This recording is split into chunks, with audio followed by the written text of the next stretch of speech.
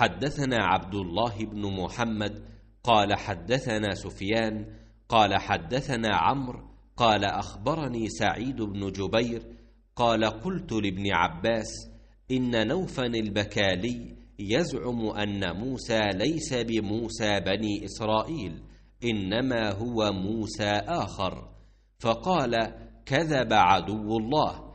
حدثنا أبي بن كعب عن النبي صلى الله عليه وسلم قال قام موسى النبي خطيبا في بني إسرائيل فسئل أي الناس أعلم، فقال أنا أعلم، فعتب الله عليه إذ لم يرد العلم إليه، فأوحى الله إليه أن عبدا من عبادي بمجمع البحرين هو أعلم منك. قال يا ربي وكيف به؟ فقيل له احمل حوتا في مكتل فإذا فقدته فهو ثم. فانطلق وانطلق بفتاه يوشع بن نون وحملا حوتا في مكتل حتى كان عند الصخرة وضعا رؤوسهما وناما، فانسل الحوت من المكتل فاتخذ سبيله في البحر سربا. وكان لموسى وفتاه عجبا، فانطلقا بقية ليلتهما ويومهما. فلما أصبح قال موسى لفتاه آتنا غداءنا لقد لقينا من سفرنا هذا نصبا. ولم يجد موسى مسا من النصب حتى جاوز المكان الذي أمر به، فقال له فتاه أرأيت إذ أوينا إلى الصخرة فإني نسيت الحوت؟ قال موسى ذلك ما كنا نبغ، فارتدا على آثارهما قصصا. فلما انتهيا إلى الصخرة إذا رجل مسجى بثوب أو قال تسجى بثوبه، فسلم موسى، فقال الخضر وأنى بأرضك السلام؟ فقال أنا موسى. فقال موسى بني إسرائيل؟ قال نعم. قال هل أتبعك على أن تعلمني مما علمت رشدا؟ قال إنك لن تستطيع معي صبرا. يا موسى إني على علم من علم الله علمنيه لا تعلمه أنت، وأنت على علم علمك الله لا أعلمه.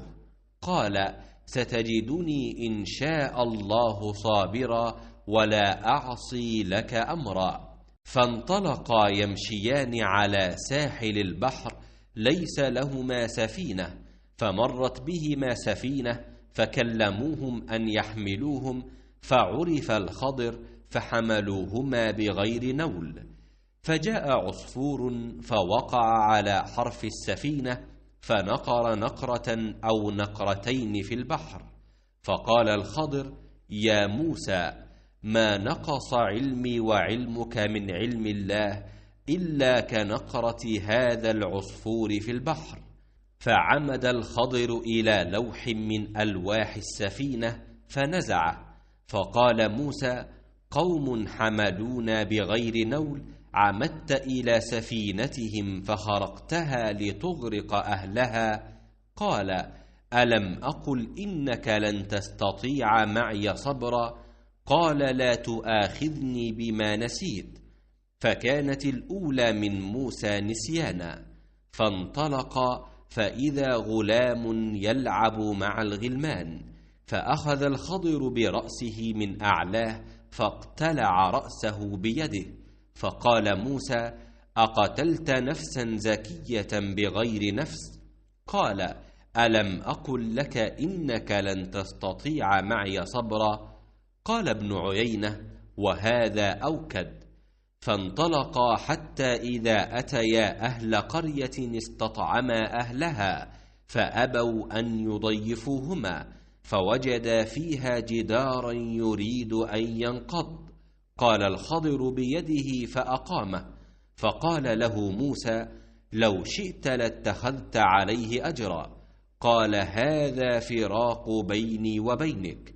قال النبي صلى الله عليه وسلم يرحم الله موسى لوددنا لو صبر حتى يقص علينا من أمرهما.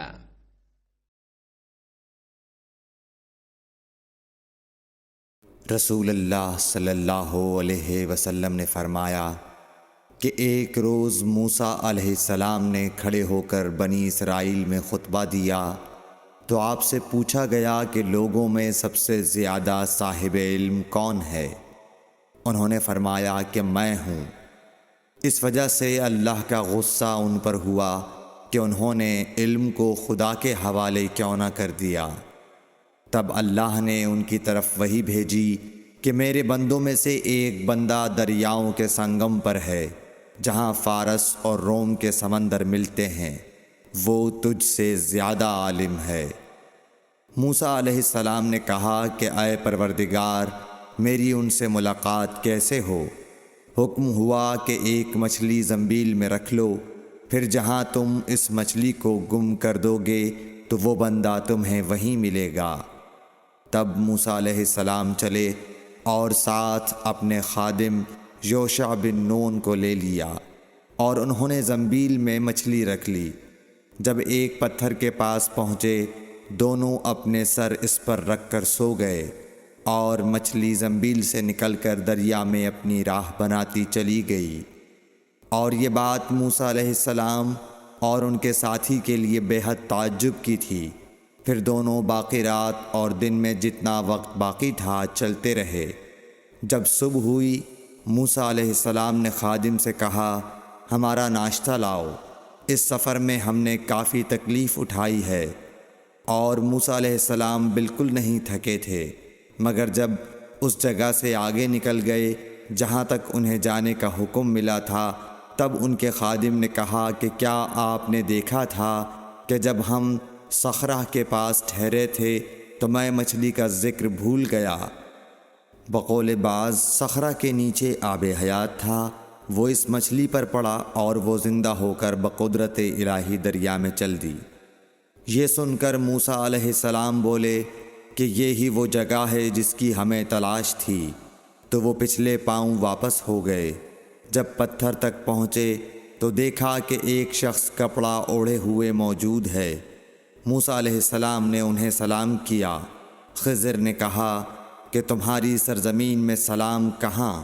پھر موسیٰ علیہ السلام نے کہا کہ میں موسیٰ ہوں۔ خضر بولے کہ بنی اسرائیل کے موسیٰ؟ انہوں نے جواب دیا ہاں۔ پھر کہا کہ کیا میں آپ کے ساتھ چل سکتا ہوں تاکہ آپ مجھے ہدایت کی وہ باتیں بتلاؤ جو اللہ نے خاص آپ ہی کو سکھلائی ہیں؟ خضر بولے کہ تم میرے ساتھ صبر نہیں کر سکو گے۔ اے موسیٰ، مجھے اللہ نے ایسا علم دیا ہے جسے تم نہیں جانتے، اور تم کو جو علم دیا ہے اسے میں نہیں جانتا۔ اس پر موسیٰ علیہ السلام نے کہا کہ خدا نے چاہا تو آپ مجھے صابر پاؤ گے، اور میں کسی بات میں آپ کی نافرمانی نہیں کروں گا۔ پھر دونوں دریا کے کنارے کنارے پیدل چلے۔ ان کے پاس کوئی کشتی نہ تھی کہ ایک کشتی ان کے سامنے سے گزری تو کشتی والوں سے انہوں نے کہا کہ ہمیں بٹھا لو۔ خضر کو انہوں نے پہچان لیا اور بغیر کرائے کے سوار کر لیا۔ اتنے میں ایک چڑیا آئی اور کشتی کے کنارے پر بیٹھ گئی۔ پھر سمندر میں اس نے ایک یا دو چونچیں ماری۔ اسے دیکھ کر خضر بولے کہ اے موسیٰ، میرے اور تمہارے علم نے اللہ کے علم میں سے اتنا ہی کم کیا ہوگا جتنا اس چڑیا نے سمندر کے پانی سے۔ پھر خضر نے کشتی کے تختوں میں سے ایک تختہ نکال ڈالا۔ موسیٰ علیہ السلام نے کہا کہ ان لوگوں نے تو ہمیں کرایہ لیے بغیر مفت میں سوار کیا، اور آپ نے ان کی کشتی کی لکڑی اکھاڑ ڈالی تاکہ یہ ڈوب جائیں۔ خضر بولے کہ کیا میں نے نہیں کہا تھا کہ تم میرے ساتھ صبر نہیں کر سکو گے؟ اس پر موسیٰ علیہ السلام نے جواب دیا کہ بھول پر میری گرفت نہ کرو۔ موسیٰ علیہ السلام نے بھول کر یہ پہلا اعتراض کیا تھا۔ پھر دونوں چلے۔ کشتی سے اتر کر ایک لڑکا بچوں کے ساتھ کھیل رہا تھا۔ خضر نے اوپر سے اس کا سر پکڑ کر ہاتھ سے اسے الگ کر دیا۔ موسیٰ علیہ السلام بول پڑے، کیا آپ نے ایک بے گناہ بچے کو بغیر کسی جانی حق کے مار ڈالا، غضب ہو گیا۔ خضر بولے کہ میں نے تم سے نہیں کہا تھا کہ تم میرے ساتھ صبر نہیں کر سکو گے؟ ابن عیینہ کہتے ہیں کہ اس کلام میں پہلے سے زیادہ تاکید ہے، کیونکہ پہلے کلام میں لفظ لکا نہیں کہا تھا، اس میں لکا زائد کیا، جس سے تاکید ظاہر ہے۔ پھر دونوں چلتے رہے، حتیٰ کہ ایک گاؤں والوں کے پاس آئے، ان سے کھانا لینا چاہا، انہوں نے کھانا کھلانے سے انکار کر دیا۔ انہوں نے وہیں دیکھا کہ ایک دیوار اسی گاؤں میں گرنے کے قریب تھی۔ خضر نے اپنے ہاتھ کے اشارے سے اسے سیدھا کر دیا۔ موسیٰ علیہ السلام بول اٹھے کہ اگر آپ چاہتے تو گاؤں والوں سے اس کام کی مزدوری لے سکتے تھے۔ خضر نے کہا کہ بس اب ہم اور تم میں جدائی کا وقت آ گیا ہے۔ جناب محبوب کبریا رسول اللہ صلی اللہ علیہ وسلم فرماتے ہیں کہ اللہ موسیٰ علیہ السلام پر رحم کرے۔ ہماری تمنا تھی کہ موسیٰ علیہ السلام کچھ دیر اور صبر کرتے تو مزید واقعات ان دونوں کے بیان کیے جاتے اور ہمارے سامنے روشنی میں آتے، مگر حضرت موسیٰ علیہ السلام کی عجلت نے اس علم لدنی کے